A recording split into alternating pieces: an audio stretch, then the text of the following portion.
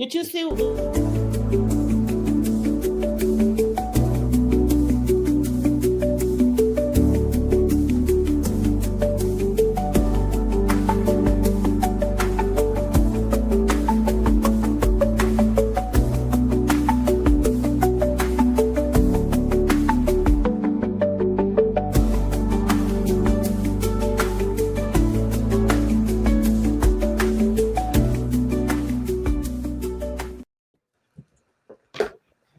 And we're here and we're back. Another one.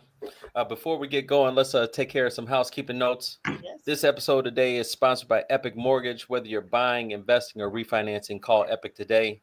That's 708-905-5300. That's 708-905-5300. Your dreams, your goals, let's plan together.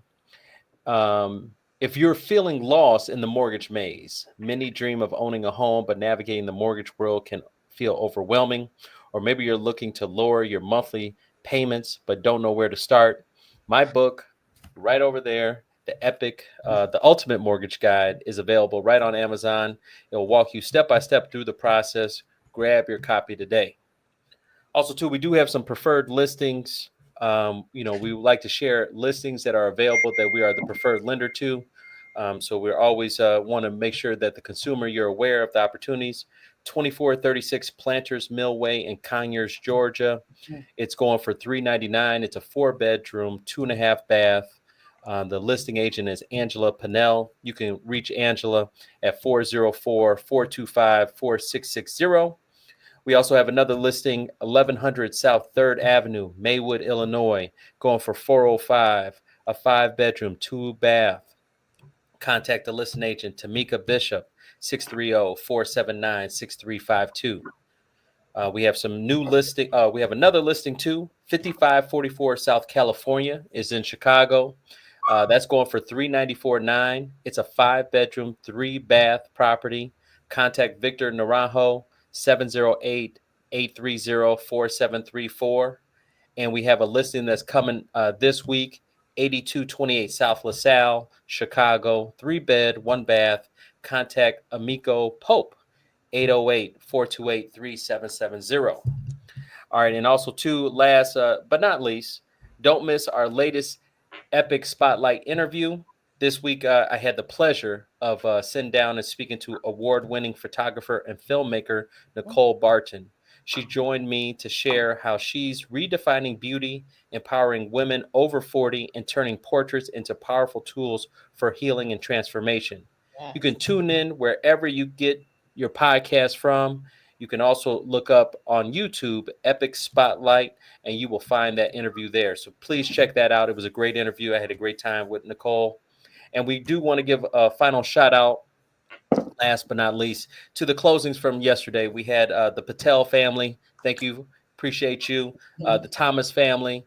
We're able to do a cash out refinance, so I appreciate you. And the Scott family got their first time buyers. So congratulations and thank you. And so now I will allow my co-hosts to introduce themselves. So we got two ladies. We'll start with Marissa, and then we'll save the best for last. So Marissa, go ahead. Alrighty, I'm Marissa Hazelwood. I'm a loan officer here at Epic Mortgage, also tax account. If you guys want to reach me after this, my number is 773-290-9929. My email is mhazelwood@epic.mortgage. Matricia. Hi, my name is Matricia Jackson, and I am a licensed real estate professional here in Illinois, and we're able to do deals all across 50 states and out of the country as well. I've been in the real estate arena for almost 30 years with a background of real estate appraising, lending, and of course doing what I love, helping change lives in real estate. I'm with awesome. Keller Williams Preferred as a partnership, and our brokerage out of Keller Williams Preferred in Orland Park. Awesome. Thank you so much for both of you being with us.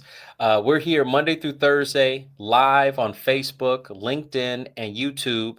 This is a great opportunity to get your questions answered. Today's topic, we had a great conversation yesterday. We were talking about Gen Zers, and we brought a title company on and had a great conversation there. Today's topic, we wanted to talk about real estate investing, which is obviously hot. It's the summertime. We have people buying and selling, trying to flip houses and, cash out refinances, all that good stuff.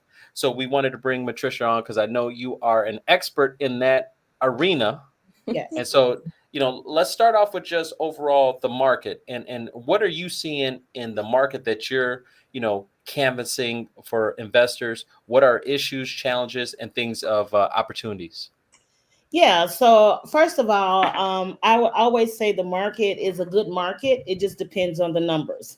That's where it comes in at. I recently I pulled a search around Chicago area only, just the Chicago metro area. What I found is that since 2022 until now, we are increasing just in Chicago, not the metro area, but Chicago, $33,000 per year in equity, which is huge. Wow. In terms of our growth, we have exponential growth with our actual current values. One of the things that I would say is pushing it, and I want to make sure I stay on track, but I want to give some clarity to Chicago has been named the best city for the last 6 years. And one of the things that is happening in our Chicago metro area is, we're a tourist area.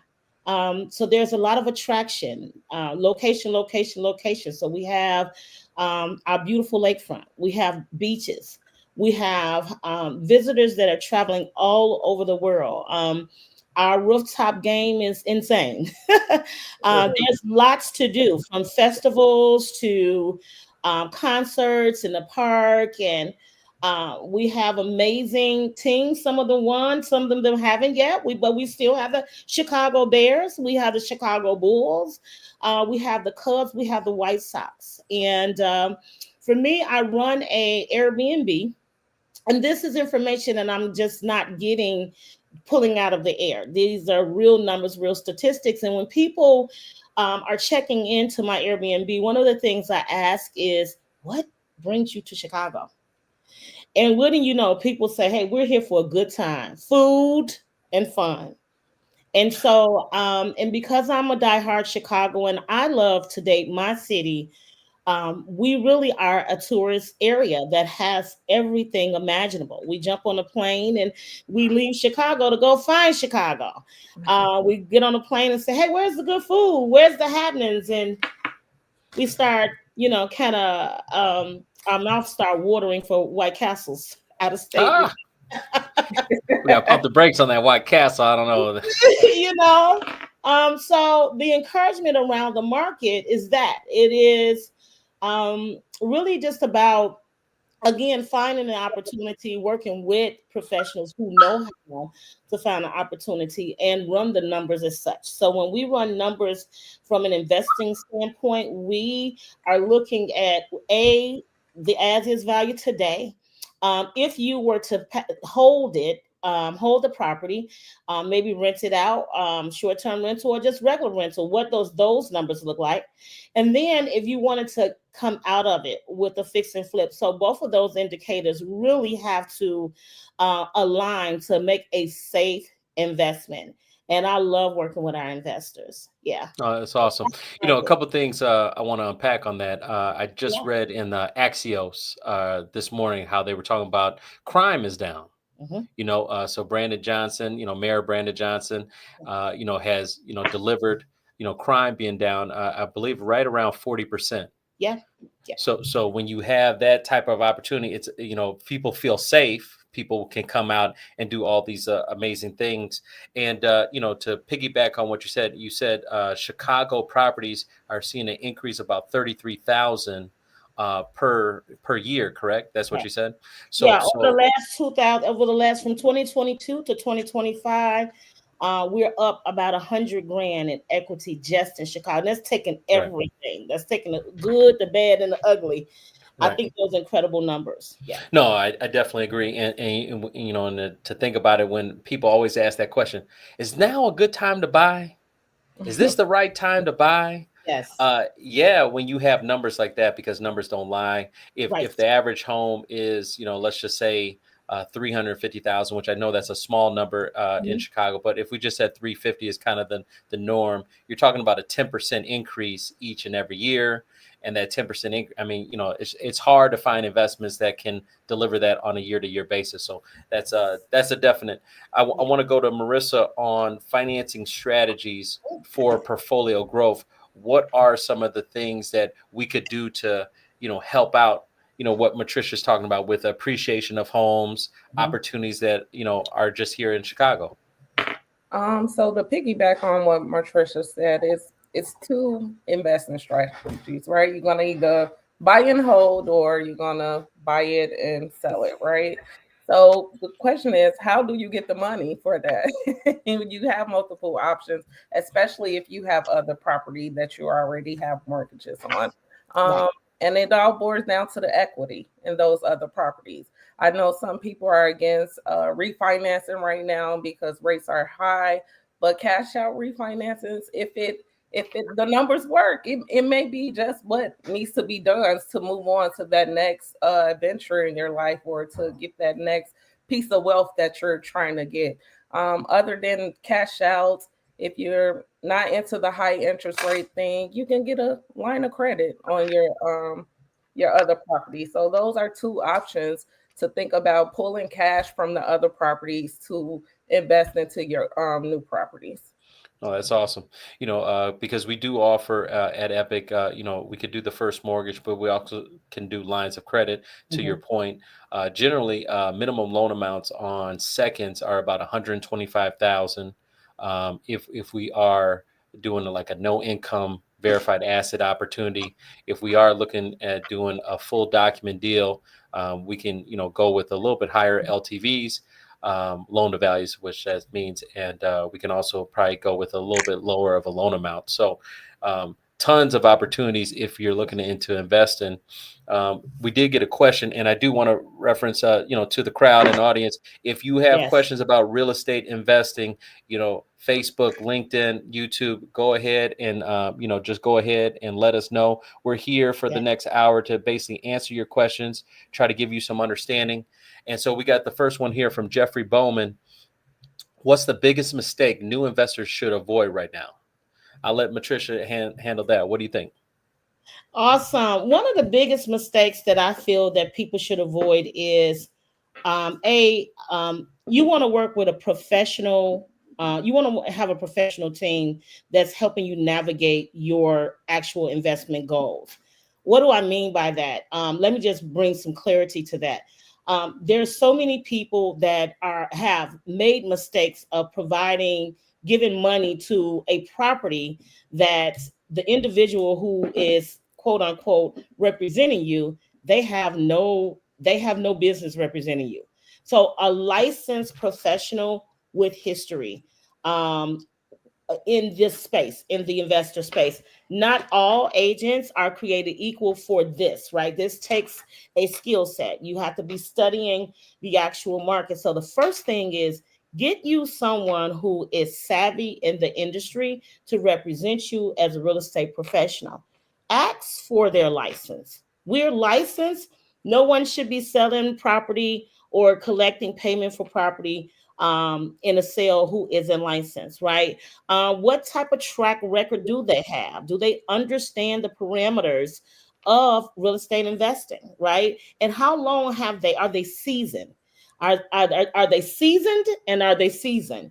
Meaning anything that you may need, right, for your real estate investing journey to get started, they should have some MVPs in that space, just as we're talking here with lenders who understand the investment aspect.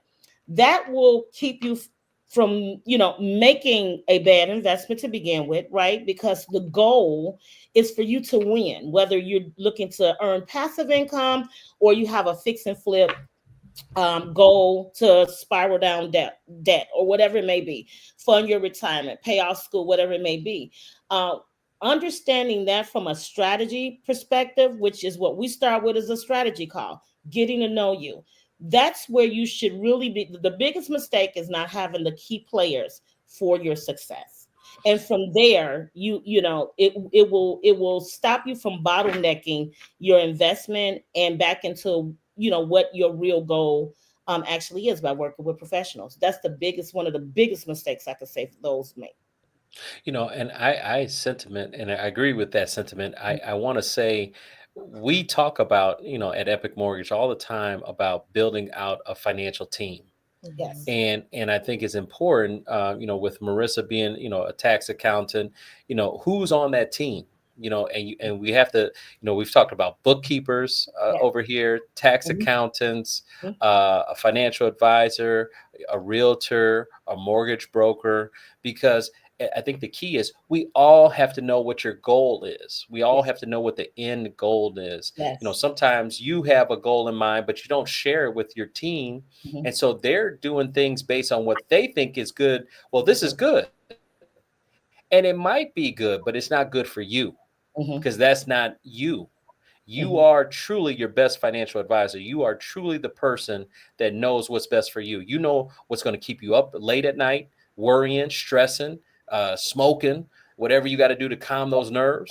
And so we understand that I need to know what your goal is. And Yes. my job is to try to help you achieve your goal. And then we got to say, hey, do the numbers work? A lot of times we talked about this a little bit yesterday, Mhm. is emotional buying versus the numbers. Mhm. And sometimes we get emotional because we kind of feel left out, trying to keep up with Mhm. the Joneses. And it's Mhm. like, no, we got to stick to the numbers. Does this make sense? Just because you want to Yes. get an investment property, is this the right one for you? Does it Mhm. make sense? Does it, adhere to your goals and to your principles? And hopefully having a financial team with experience, we can build that with you. Mhm. Now let's go to the next question here. Got some, and please, Facebook, LinkedIn, YouTube, keep them coming. We're going to have questions and answers throughout the whole hour. So I appreciate you. Branson says, how do you decide between turnkey and fixer-upper investments? Ooh. Yeah. Should I answer that? Yeah, go ahead. Go ahead. You are the real estate expert Yeah. today. Yeah, so basically for turnkey, the type of investment, so turnkey would pretty much be cosmetics versus I would say a moderate to a heavy rehab. Um, I hope I'm answering your question correct. Turnkey is pretty much putting a lipstick on a property, right? So it may not need a gut rehab. Maybe we can enhance the actual already cabinetry by maybe painting them, depending on the conditions, or changing the hardware on the actual cabinets or the doors, right? The other one would be what type of countertop does it have? Is it quartz or is it granite, right? Or formica. Formica moving up to the granite and the stones is an enhancement in your actual kitchen. A lot of people get caught up into, well, what is because we know the money is in the kitchens, the bathrooms, and many people don't talk about this, but the basements, right? Because in our Chicago metro area, a basement is real. People love a basement, right? And so you can earn equity by finishing that basement as well. And let's go ahead and talk about the cosmetics of that.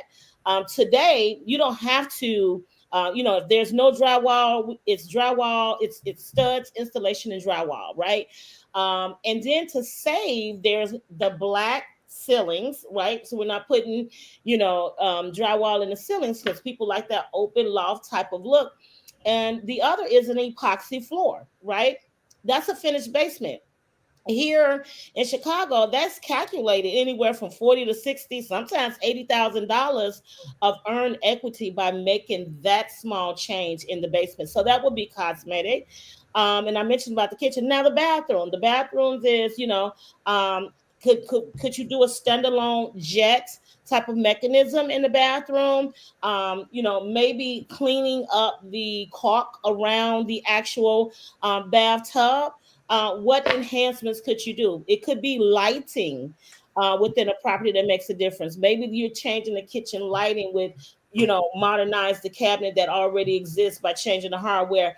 So that would be the difference. And I hope I was able to answer that question versus heavy rehab. Heavy rehab means, hey, we're taking everything out. We're coming back in with new plumbing, maybe new electric, right?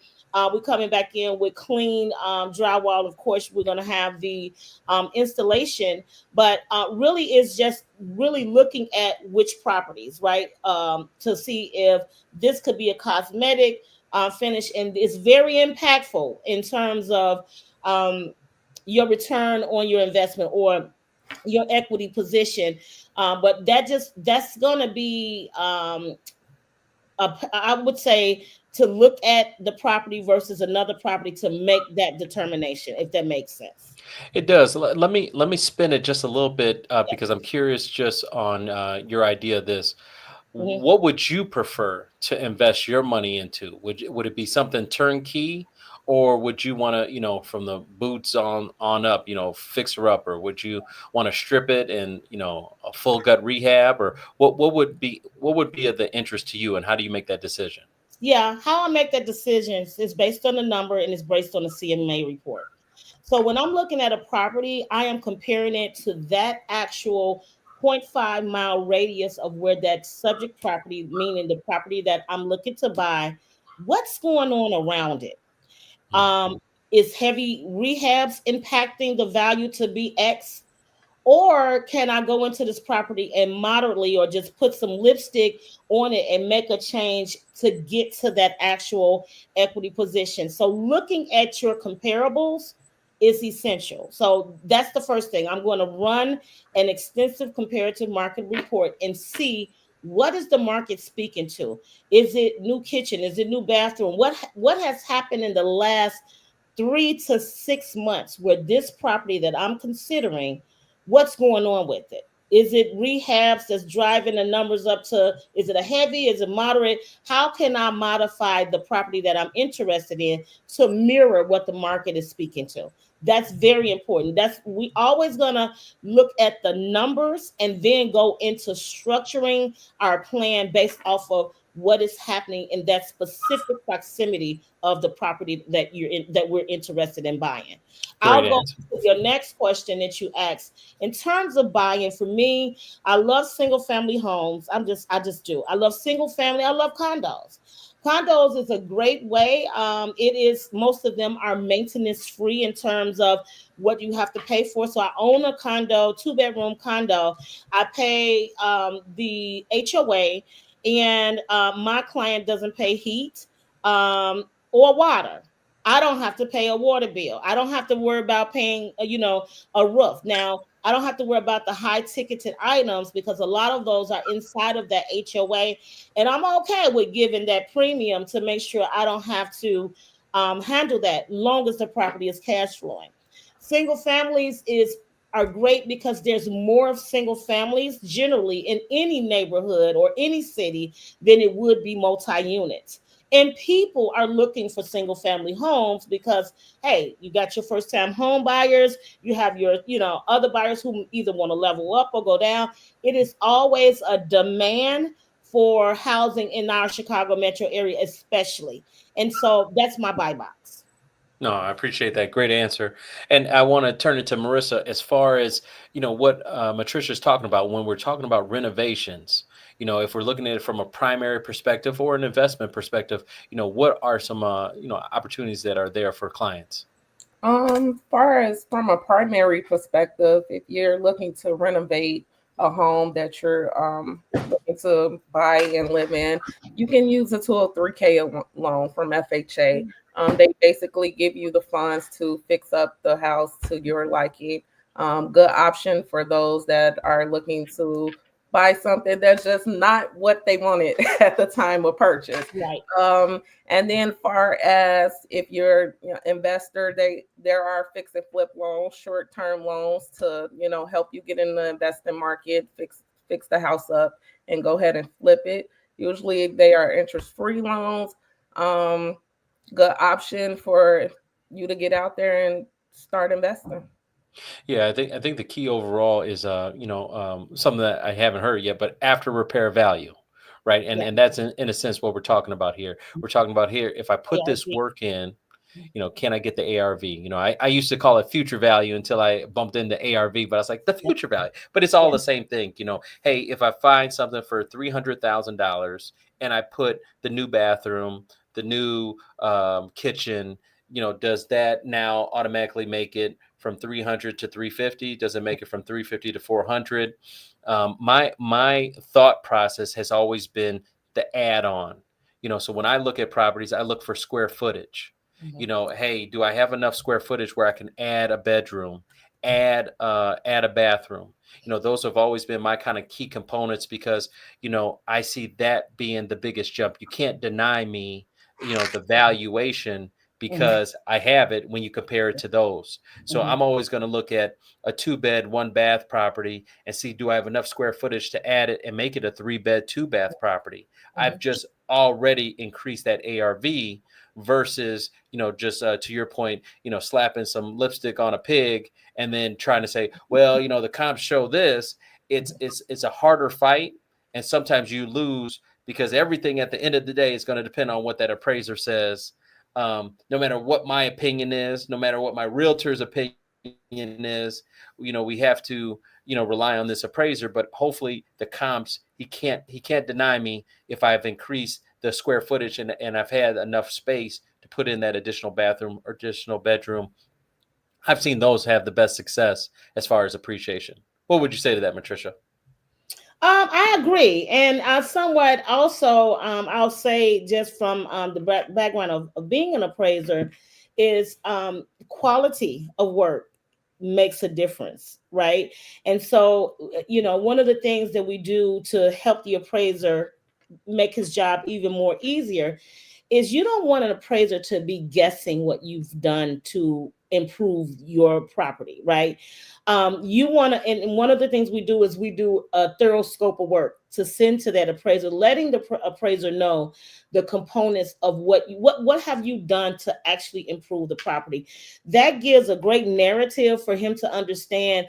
Okay, got it. They did this new, they did that new, and in comparison, again, we're looking at today's value, and then when you're getting your property actually fixed up, we also going to look at the value again, right, to see the enhancement. But you're right to your point, Dante. I do agree with increasing square footage. I also agree with finishing the basement. I also agree with maybe it's a garage, you know what I mean, that you can put on a property as well. Maybe you're not doing a huge rehab, but maybe it's a garage that's going to impact the value a little bit more. But I agree with you with expanding the square footage. It does make a difference in the community. I mean, in improving the property to get to that ARV. Awesome. Let's go to the next question here. We have Chris. How can first-time buyers tap into the same strategies as seasoned investors? Oh, I love that. I'll tackle that a little bit. We talked about that yesterday. Obviously we had a Gen Zer on yesterday, so a big talk was house hacking. And house hacking is a concept where you buy a multi-unit property first. Let's say, for the best case scenario, we would say a 4-unit building. And what we've noticed with 4-unit buildings is that the 3 units that you're renting out will actually, cash flow. It will actually pay the mortgage and inverse, you're living rent free. And it's a good year of you living in that building, assessing the opportunities of, just understanding the building, understanding being a landlord, being there, being on the forefront. So what's going on, hey, I put my key in and it won't, I'm trying to jiggle it and it won't work. No, you got to lift the handle up. You got to lift the doorknob up a little bit and then it goes in. There's all these tricks of the trade with every different house, every different unit that you're in, and you have more experience on that property if you've lived there and you've gone through it at least a year. So house hacking is a new, it's not new, but it's the new name. And it, in a sense, is, hey, let's buy a multi-unit building first, use FHA. That's going to be 3.5% down. And then ideally, let's go downsize and buy another multi-family. And so now that next, if it's a 2-unit building, you'll have to go conventional because you can only have one FHA. But the great news is it could be potentially 5% down. So now, in a sense, I have a 4-unit building. I have a 2-unit building. Now I have 6 doors that I'm getting rent from. And I've only had to put 8.5% down versus I buy my house first and then I go buy a building and now I got to Mhm. put 20% down. So I've saved you 12% of money out of your pocket by using the house hacking method of 2 multi-unit buildings first. So Mhm. that's a way where you can get into the game of real estate investing as a first-time home buyer, and now you're catching up with all these seasoned investors who probably have, they're building out their tree and they probably have 30 doors. I was a property manager from 2008 to 2018 in the city of Chicago. And so I was managing all these properties, and, and I was meeting all these different real estate investors, and I built my little portfolio to 36 doors I was managing. So I know, what it takes to try to make it happen. But yeah, that's probably the what I would say. Anybody else want to chime in on that? You hit it on the head. Exactly what I was going to speak on. House Yeah, hacking. and I would say that sooner than later, in terms of getting into, if you just own your home yourself, that is the very start of becoming an investor. Like Dante say, you're gonna put very minimum down, and if you're looking at that 2 to 4 unit building, you stay in one, and you can rinse and repeat. Over and over and over again. So I say get in before, if rates drop down, we're going to have a real problem with, again, is jumping off the market. But if you own yours, regardless of what rates are today, if you can afford the mortgage payment. And the good news is, and I'll jump into that, Dante and Marissa, um, when we talk about home ownership, and becoming an investor by owning your own property first, the biggest thing is that I hear is people say, well, you know what? I don't work a traditional job. Okay, no problem. Let us evaluate where you are. Some of the income that is counted: alimony, child support, Section 8. There's, and the list goes on. If you're an entrepreneur, yes, Lyft and, Instacart, your Amazon Flex. There's a buy box for everyone. It's just a matter of getting started and having a conversation, because it's not a one shoe fit all when it comes to financing and positioning you to where you want to go in terms of home ownership. I also hear people say, well, I don't know if I want to stay in Chicago. That's fine. You realize that you have to stay somewhere, and if you chose, to hold on to your property, you're still gaining that equity of 33,000 a year. Is the matrix that was pulled for Chicago. And so it's not even just about the monthly payment that you're paying, but look at how you could take that additional income from those other units, those 2 to 4 units, or 3 units, or whatever it may be. That's income towards, that is used towards qualifying you for a mortgage. So there's, today, I would say, when I first bought a home, I think we had to put, my coming into closing was a huge number. It was about like $28,000. Today, the lenders are begging you to position yourself. Like, I've never seen it today as it is easy to actually qualify for a home. It's just a matter of having that conversation with the Yeah, no professional. doubt. Hey, let's take a break real quick, and let's give out contact information. So, Matricia, how do they reach you? Yeah. Thank you so much. So you can reach me. I'm going to give you guys my company, Matricia Jackson. My email is Matricia, Matricia, Jackson, Jackson, at kw.com. You can reach me at 708-680-6605, 708-680-6605. And I'll be more than happy to have some consults going here. No, that's awesome. Yeah. Marissa, how do they get a hold of you? You can reach me. Cell phone number is 773-290-9929. Email is mhazelwood@epic.mortgage. Awesome. And you can reach me. I'm in the corporate office here, 708-905-5300, 708-905-5300. Or you can reach me on email, Dante@epic.mortgage. So we're going to keep it going. Marissa, I'm going to throw this one to you. Clayton asks, which markets are you watching for the best returns in 2025? Ooh, that's a good question. Go back to what Patricia said earlier. The tourist areas, Chicago, places people are relocating to. I know a lot of people in Chicago are migrating down to Texas. Those are the hot spots, tourist areas, places people are relocating to are probably the main markets I will look out for in 2025. I can say Texas is definitely one of the hottest markets out here. A lot of people are migrating to the South to get that hot weather, especially if you live from Chicago. I'm even looking to get me something down there one day.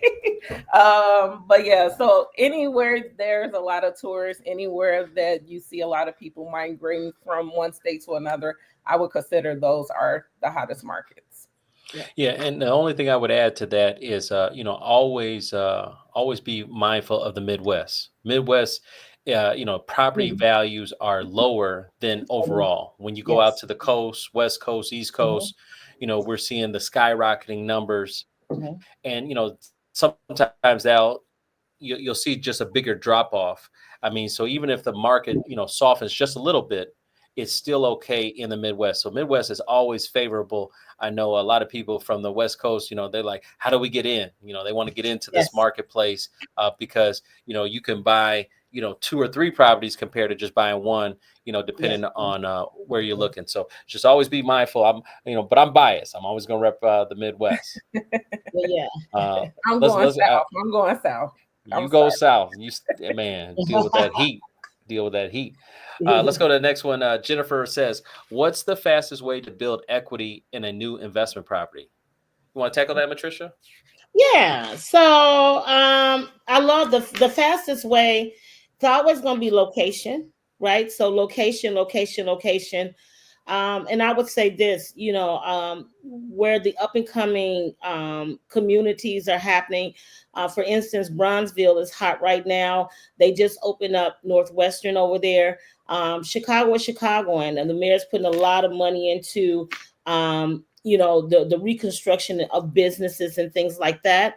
And the other thing is, again, looking at what type of work does the property actually need. Does it have good bones, and if it does, can we enhance it versus doing a heavy rehab to actually build equity? But I'm going to say the location, and then I would say even the characteristic of the property, right? So most people who are looking for a home, they're looking for it. And here's the other thing: a lot of people, they don't want to, they want to go to work and they want to come home. They don't want to do work. So as an investor, here's an opportunity to build equity quickly, because the average homeowner wants to buy a 3-bedroom, a 2-bathroom, a basement, and a 2-car garage. That is what everyone's search filter is filtering out for. And so if you can match that with an amazing look, and when I say amazing, I'm talking about a modern look, I'm talking about a clean look. Totally over the grays and whites, totally over the grays and whites. We stayed trending in that color a long time. But what's trending now is a clean look. So your white and your black is giving more of a luxury type of finish, and your actual so you're getting away from the tones. And most people want clean and sleek, and you're able to do that without spending a mint to actually invest and improve the property in order to get a great return of equity on your improvement. So your after repair value, and let me say, the after repair values that I am seeing currently, people that we're working with, our investors, the minimum that I want them to be at is $50,000. So if they're doing flips, that's the strategy that I recommend. If you're trying to do a flip and you're looking at, hey, I just want to make 25,000, the numbers are way too close to do that, right? But at $50,000 is a safe I should say recommendation that I would recommend.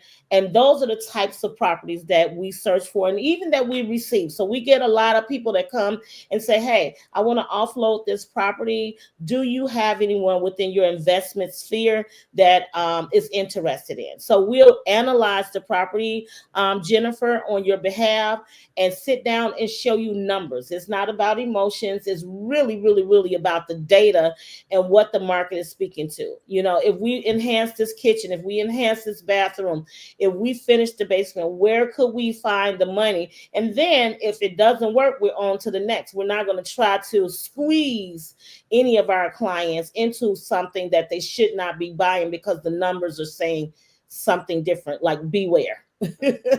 Yeah, no doubt. I was just looking up right here. It says, and this is just based on real estate analysis sites, the average profit for a fix and flip project varies, but a reasonable target is often between 40 to 75,000. So right at that $50,000 mark. Yeah, because it just, with the risk, the credit risk, the time, the money risk, it just may not be worth it for 20,000. Absolutely. There's just other opportunities you can do.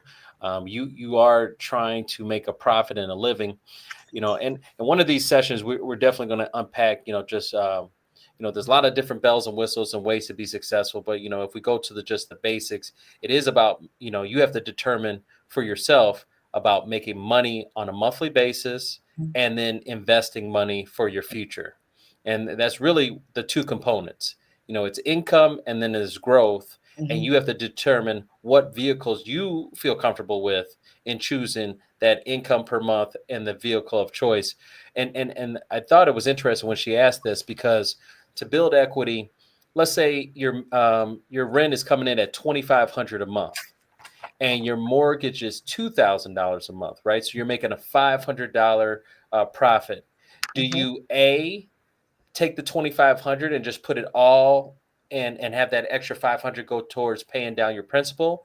Or do you keep that 500 and put that into your pocket as, hey, I'm making this money per month? Is there a preference in your opinion, Matricia, on how you would handle that? Yeah, so you're talking about if someone is going to hold the property versus unload the property. Is that what you're speaking Correct. of? Yeah, more of a buy and hold situation. Yeah, so a buy and hold situation, yes. And there are some opportunity areas in the Chicago metro area as well. The way I analyze it, I want to always be over 300. So $500 a door is what I would like my investment portfolio to stand. You got to have what you call boundaries that you don't go that you don't cross because you want to be successful. So one of the most important things, let's talk about how to increase the actual passive income that you're looking for.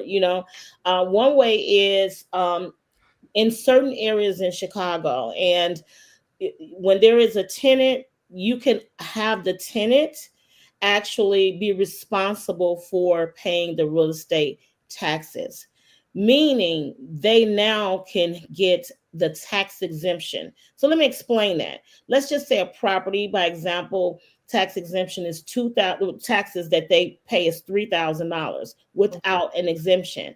Hypothetical speaking, if they get the exemption, it could go from $3,000 to $2,000. So there you unlocking more of you kind of controlling your number in a sense of having more money to come in monthly, your cash flow in this property. So that's one way. The other thing is there's no magic wand of what unless you're just dealing with strictly, let's just call it the voucher holder, known as Section 8 rents.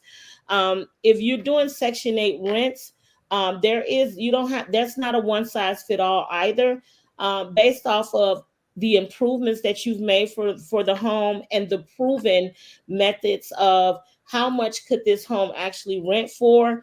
They want to see what rent for in the area recently. However, outside of that, you can control it with traveling nurses. So there's a lot of different ways, if you will, that you can cash flow a property. If you can do short-term rentals, right? I teach a lot on short-term rentals. I have a short-term rental, and now you know 2x and 3x in what your actual income could actually be. The other most important, I said, you know, taxes is a big indicator of making sure you can, you know, cash flow. The other would be shopping your insurance. So making sure that your insurance is, and just not paying it on ACH, but every year looking at, hey, how could I, you know, shop my insurance to make sure I still have great coverage, but my premium is at this amount. So I hope I answered that question, you know, to bring some clarity around there. And basically, here it is. There's more than one way to skin a cat correctly. Let me just put it that way. And one of the things that you know, I have a team, Matricia Jackson and Co team as well. We're solution based, right? So a lot of individuals, they don't know to take the time or have the experience to know the small things that compounds and add up to savings is your money back in your pocket that you're able to receive monthly, because now you know. Right. All right, let's go to the next one. Clive writes, should first-time investors start with single-family or multifamily? I think I know the answer of Matricia, but Marissa, what would you do? What would I do? I mean, as we spoke earlier, there are multiple strategies to handle these type of situations. Like as we spoke about, the first time home buyer could use house hacking, but it all boils down to what is your goal and how much capital do we have on hand to get this done, right? And so with those two in mind, if you're looking for something that's little low risk, you just want to learn the ropes, want to get in the game, I would say single family may be your route to go. But if you're looking for income instantly, cash flow instantly, I would say multi-unit is definitely the route you would want to go. Awesome. And I'll shoot and just say, go ahead. Yeah, I'll shoot and just say, all of which, you know, just getting started and beginning to actually go through a few numbers to, you know, and the good news is our properties don't stay on the market very long here when you know, when priced right. But I would say get started and have a strategy conversation, strategy call. I'm definitely open to that. Again, my number, can I share that with them again? Sure. 708-680-6605. I'm going to say too that we have investor meetups quite often, and Dante, I know he'll allow me to let you guys know when that is actually coming up. Yeah, so there's a lot of opportunity here, Olive. It's just a matter of sitting down, having that strategy call to understand what your goals are, and I think from there is a great start. But I would say start. Yeah, I would say start. Yeah. All right, let's go to the next one. Next one is Cody. How do you determine if a market is about to boom? How do we know if it's about to boom? You know, it's funny. You know, this is a funny question, a great question, Cody. It is interesting to me because I just know in the Chicagoland area, Bronzeville, you know, 25 years, man, Bronzeville's about to boom. It's about to go up there. I mean, so is there something that you can, you know, obviously we got the Obama Library, right? So everyone tells, hey, you know, my property's close to Obama Library. My property's close to Obama Library. You know, is that a mechanism that's just going to increase values, or is there a way? Is there a formula to know, hey, this is a good place to be? What do you think? Who are you asking? Matricia, go ahead. What do you think? Yeah, so I think you know what, I think that because I'm a true, you know, I'm an investor and I invest here in Chicago too, and I'm a Chicagoan. I love my city. I think if you know, I don't want people to miss the boat and overthink, you know, what I should be, if I should or if I shouldn't. Right now, I could tell you that Chicago market is booming. I also can share with you that there are many people outside of these United States of America that are bringing dollars and they're investing in the Chicago market because they're saying, wow, there's a lot of opportunity here. And so right now we're booming. And I spoke a little bit earlier, we all about how Chicago is a tourist area. We're also becoming a porting city. So down at our Navy Pier, they've opened up. So we're going to be porting cruise ships out of our off of Lake Michigan. That's huge. Any great big city that is full of culture, where you see businesses are continuing to open, following the trend of the Starbucks and the Chipotle, because they putting money into feasibility studies in our communities. Getting involved with your chamber of commerce, going to the actual events that's in Chicago. We are booming in terms of what people love in the city, what type of culture it is. So yeah, the market it's been booming. And it's continuing to boom in the Chicago metro area. And I could tell that by the statistics and the numbers. I love that you talked about the feasibility of Chipotle. Mhm. And this is about 10 years ago, but an investor told me, he said, do you want to know where you want to invest? I'm That's going to it. tell you, wherever a hotel is being built, that's Yes. exactly where you want to go, because the hotel has already done the feasibility. They've already done, this is Yep. going to be a profitable location. You Mm. always want to focus on where the hotel is going to be built. Chipotle is going to be built, because these big entities are putting the Yes. time, energy, and effort to be successful. They're not going, to wherever and fail. They're going to a purpose. They've done the study. They've done, the algorithm that there's Mhm. this amount of people. They're going to need it, and these are the places to go to invest. So, definitely, you want to see a boom. Look where things are being built. Look at things are being growing, i.e., Texas. The Austin area. I went Mhm. down there. And it's like, man, you Mm. know, everywhere they're going, they're building. That means that's a good place to put your money where your mouth Mhm. is. Mhm. All right, we got a couple more, and then we'll get this wrapped up. I'm not even going to badger that first name, but I appreciate you. Great show, great video. Thank you so much. Thank Awesome. you. I really, we really appreciate that. And make Good sure you please show. continue to watch. Yes. Next one after that was Damien. Fantastic panel today. I Thank you. think so too. Very fortunate to have Marissa and Yeah. Matricia with us. So Follow thank you me so on much. Facebook, guys. Matricia Jackson, the real estate broker.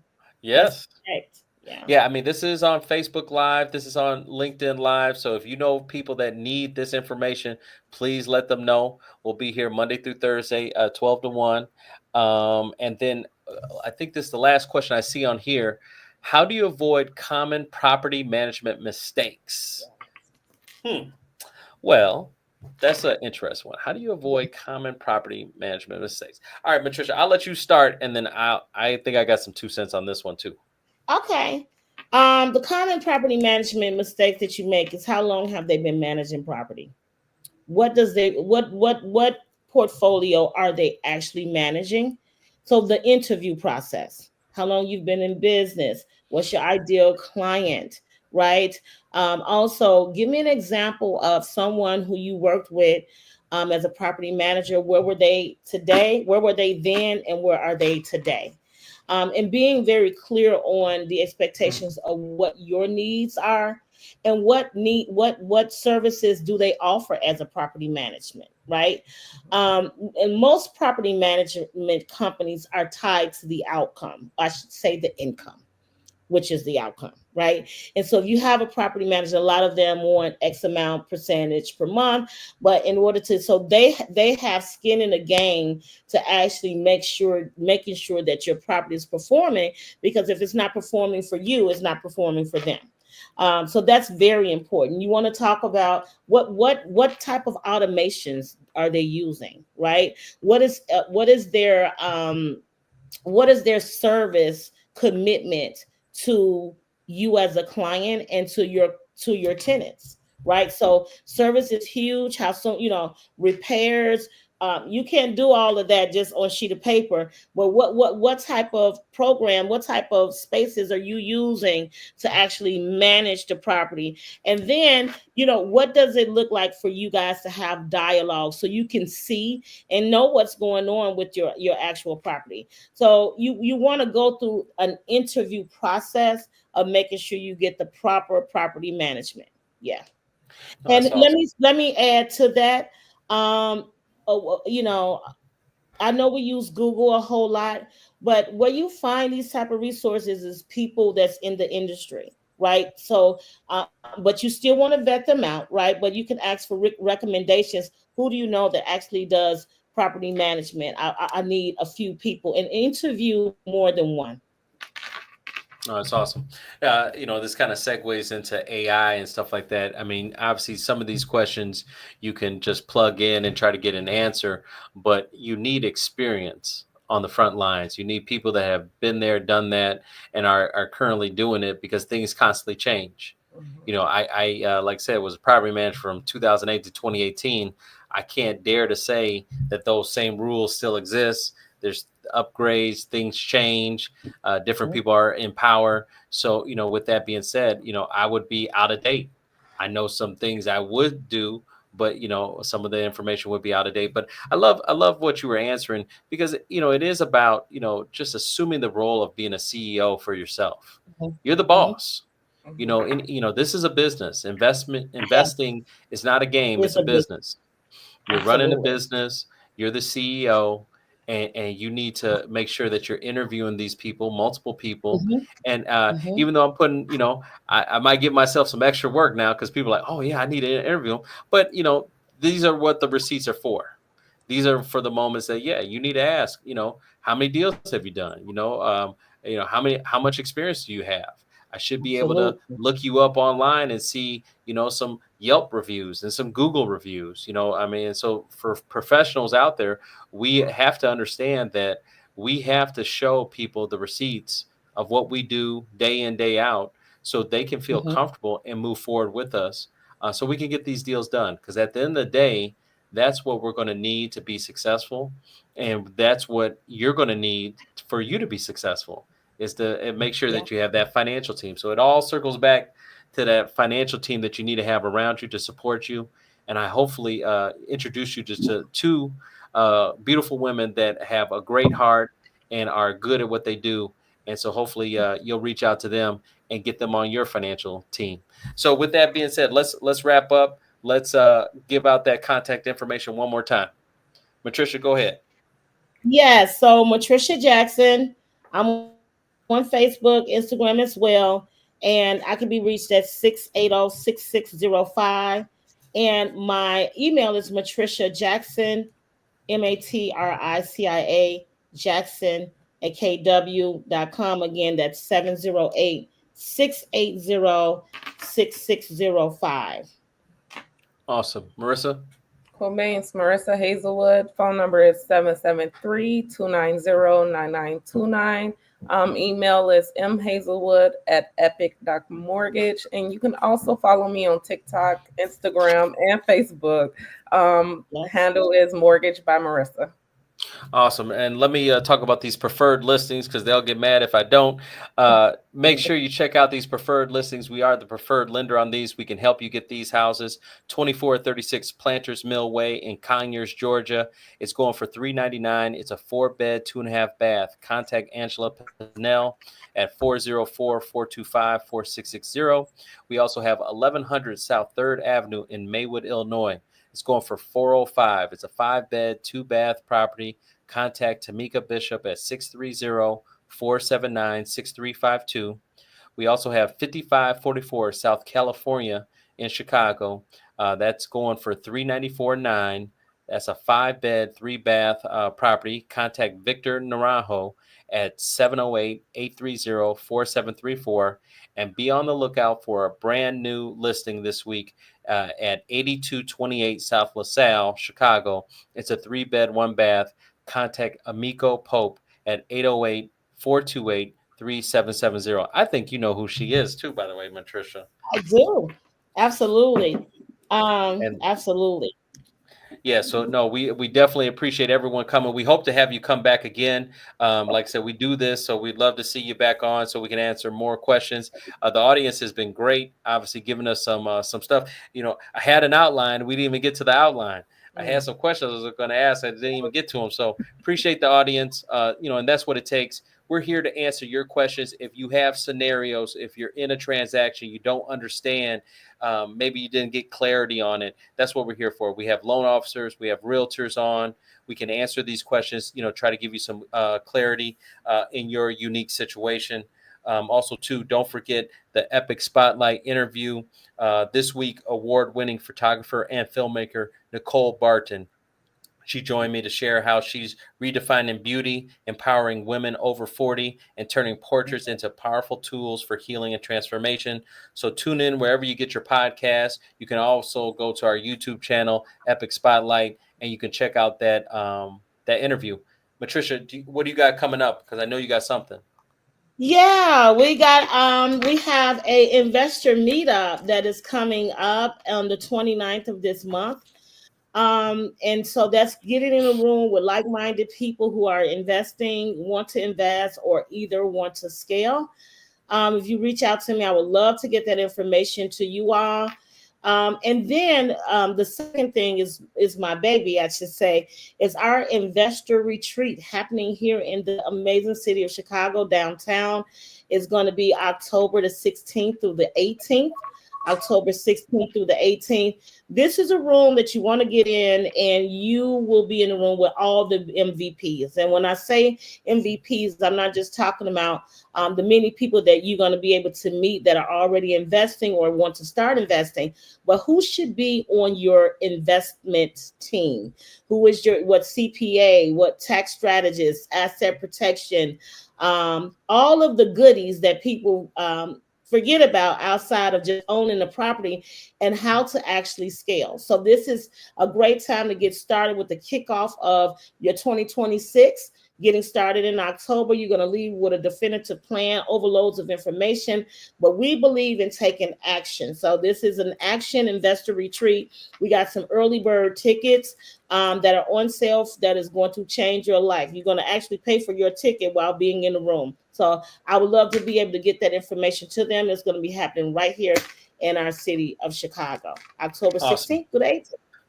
Yeah, love to get you back on before then so we can talk about it again and get everyone to remember. Appreciate you guys. I know everyone's got to go back to work. Thank you for joining the Lunch and Learn. We'll see you tomorrow. Tomorrow is going to be a product day. We're going to speak just strictly on mortgage products. So if you're interested in mortgage products, check it out. Thanks so much. Take care. All right. Take care. Happy investing.